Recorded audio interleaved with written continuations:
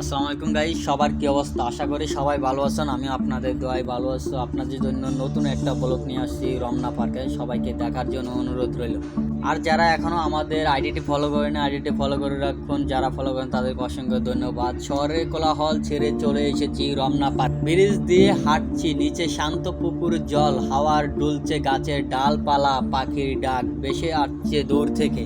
পুকুর পাড়ে দাঁড়িয়ে মনে হয় যেন সময় কিছুক্ষণ থেমে গেছে। প্রকৃতির এই শান্ত কোল যেন এক নিঃশব্দ গল্প শোনায়। নদীর পার হাঁটতে সময় বাতাস লেগে থাকে মুক্তির গান। রমনা পার্ক শুধু সবুজের মাঠ না, এটা অনুভবের জায়গা, যেখানে হাঁটতে হাঁটতে নিজেকে খুঁজে পাওয়া যায়। প্রকৃতির এখানে আপন করে নেয় সবাইকে।